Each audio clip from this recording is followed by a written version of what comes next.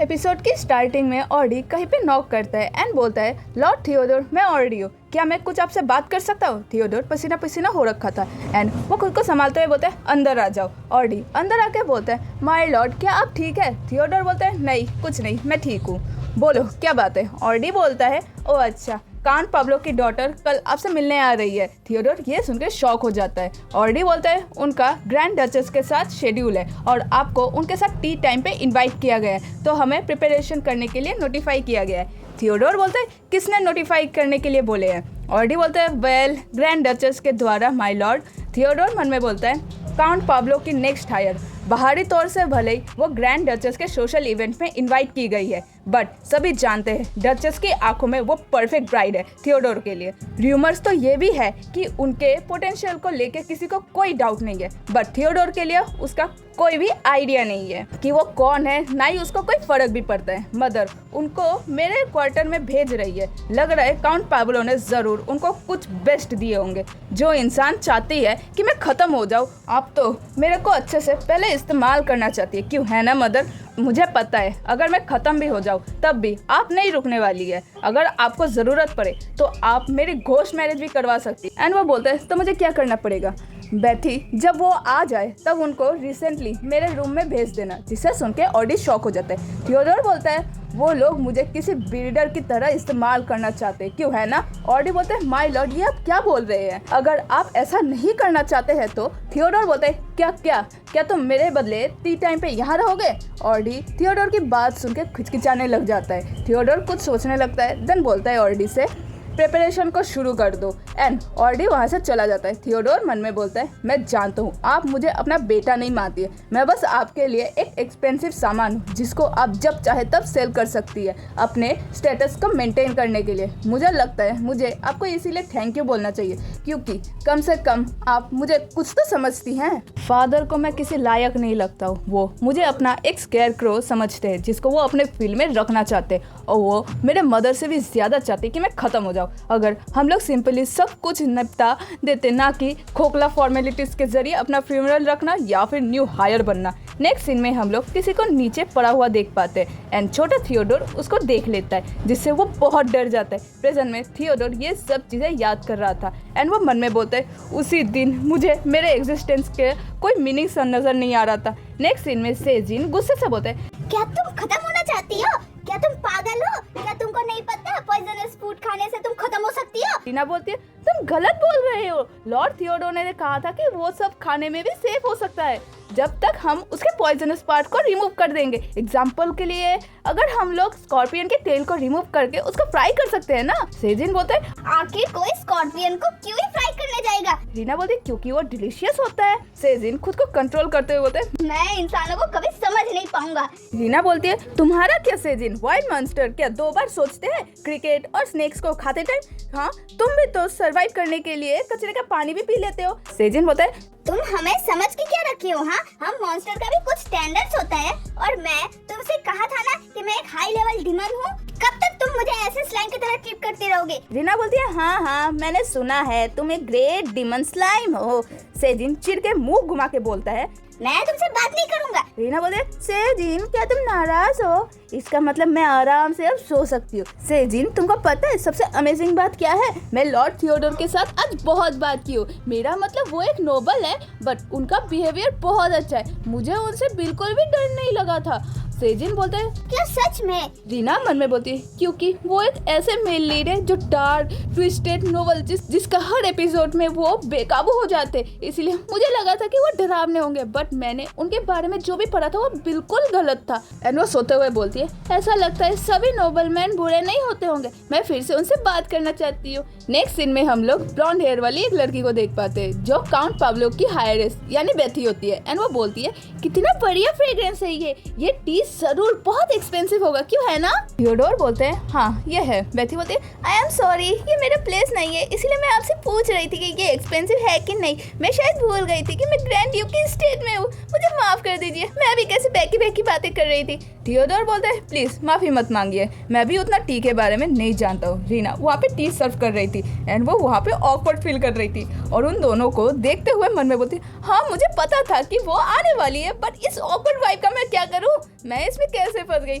एक है lovey dovey और एक और शांत, पर तब भी वो बहुत ब्यूटीफुल है। उनकी शाइनी ब्लॉन्ड हेयर और उनकी जेंटल स्माइल जैसे एकदम नेचुरल एलिगेंस हो, उनका देख के मुझे एस्टेला की याद आ गई। ऑथर बोलते हैं रीना के लिए ब्यूटी शुरू भी होती है एस्टेला से और खत्म भी उसी पे। बेथी बोलती है क्या आपने काउंट जियान के द्वारा बिल्ड किए गए ग्रीन हाउस के बारे में सुना है, वहाँ का एक ट्यूलिप का कीमत एक लेबर की सैलरी के बराबर होता है। रीना मन में बोलती है बट वो एस्टेला से बिल्कुल डिफरेंट बिहेव कर रही है, जल्दी से टी सर्व करके मैं यहाँ से निकल जाती हूँ। तभी वो थियोडोर को नोटिस करती है एंड उनके हाथ को देखते हुए मन में बोलती है क्या उनके हाथ में कुछ दिक्कत हो रहा है, उनके हाथ तो ऐसे कभी नहीं शेक करते, ये तो अजीब बात है। अगर वो उनको पसंद करते हैं तो थियोडोर तो लड़कियों के सामने नर्वस नहीं होते हैं, अगर वो उनको इतना ही पसंद करते तो वो जरूर उनको अपना लेंगे। रीना थियोडोर के फेस को देखती है जहाँ थियोडोर की आंखें रेड हो गई थी एंड वो हैरान होते हुए मन में बोलती अरे नहीं उनकी आंखें तो रेड हो गई है, क्या ये कोई उनका मैनिएक वाला एपिसोड है क्या। रीना बेथी से बोलती है माफ करिएगा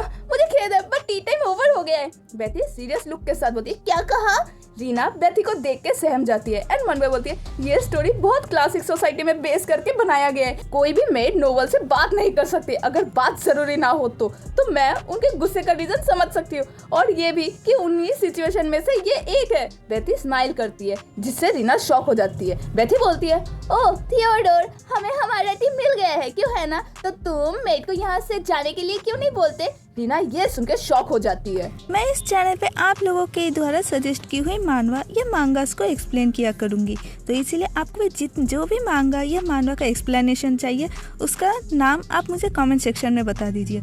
और भी अच्छे से बताने के लिए आप मेरे को इंस्टाग्राम में जाके डीएम कर सकते हैं और उसका स्क्रीनशॉट भी दे सकते हैं, जिससे मुझे उसको ढूंढने में और भी ज़्यादा आसानी हो जाएगी। और फिर तो और मैं नहीं पकाते हुए आज की वीडियो को शुरू करती हूँ। बेथी बोलती है तो लॉर्ड थियोडोर। रीना थियोडोर के सामने आके बोलती है लॉर्ड थियोडोर को उनका हेल्थ अच्छा नहीं लग रहा है एंड मन में बोलती है लेडी अगर आप मुझे बाहर निकाल देंगे तो वो आपके लिए ही बुरा होगा। बेथी स्माइल करते हुए बोलती है एक मिनट थियोडोर। रीना बोलती है माय लेडी ये आपके लिए अच्छा होगा कि आप बाद में आ जाइएगा। और वो मन में बोलती है जल्दी यहाँ से जाइए इससे पहले कि थियोडोर अपने सेंसेस को लॉस कर दे, मैं आपके भले के लिए ही बोल रही हूँ। रीना बोलती है उनकी तबीयत इतनी खराब है कि वो आंसर तक नहीं दे सकते हैं, इसलिए प्लीज मैं आपसे बोल रही हूँ आप प्लीज चले जाइए।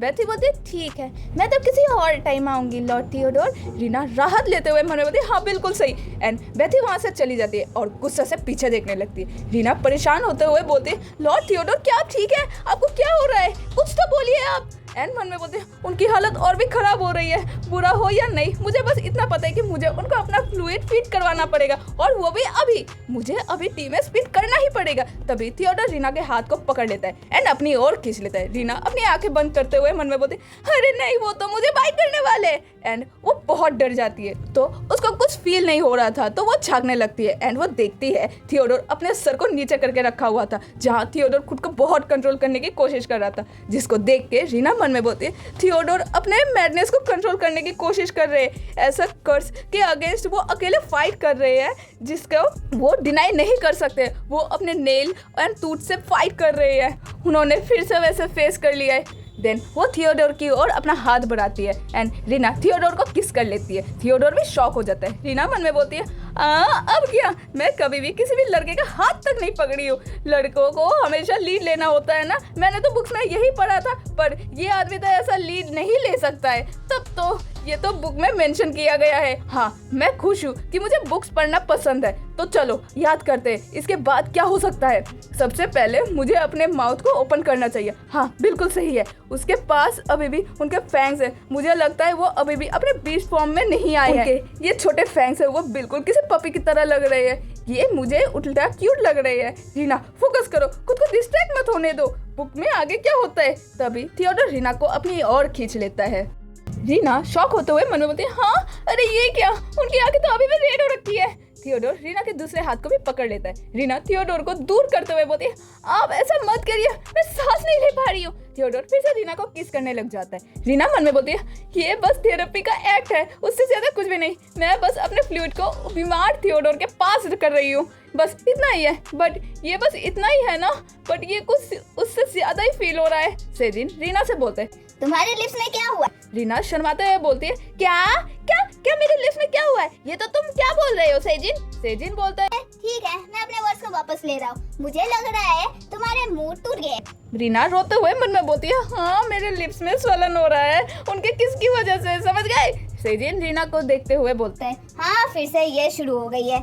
थोड़ी देर पहले की मोमेंट को याद करते हुए रीना मन में बोलती है कुछ ज्यादा ही फ्लूइड की वजह से थियोडोर बेहोश हो गए थे और ऑर्डी को रूम में आके सब कुछ संभालना पड़ा था। सेजिन बोलता है तो मेरे डिनर का क्या? रीना बोलती है अभी नहीं। सेजिन शॉक होते हुए बोलते हैं क्या? पर क्यों? कैसे तुम मेरे साथ ऐसा कर सकती हो? मुझे मेरा डिनर लाके दो। रीना मन में बोलती है क्या बेहोश होना उनका रिकवर होने का पार्ट है? ऐसा तो डंजियन में भी हुआ था, उससे भी छोड़ के जब उनके पर्पल आईज वापस आ गए थे और उनकी फेस बेहोश होने से पहले जो लुक था आखिर वो किस लिए था? मेरे लिप्स उसमें अभी भी सेंसेशन फील हो रहा है। नेक्स्ट सीन में हम लोग टी कप को नीचे गिर के टूटते हुए देख पाते जिसको बेथी ने गिराया था। बेथी गुस्से से बोलती उसकी इतनी हिम्मत कैसे हुआ कि वो मुझे लॉर्ड थियोडोर के सामने ऐसे इंसल्ट कर सके? मैं उसको कभी माफ नहीं करने वाली हूँ, वो कभी मुझसे बच नहीं पाएगी, मैं उसको जाने नहीं देने वाली। अगर आप लोगों को कोई और भी मानवा का एक्सप्लेनेशन चाहिए तो मुझे कमेंट सेक्शन में ज़रूर बताइएगा, जिससे मैं आपके द्वारा सजेस्ट किए हुए मानवा को एक्सप्लेन कर सकूं। Thank you for watching, bye bye.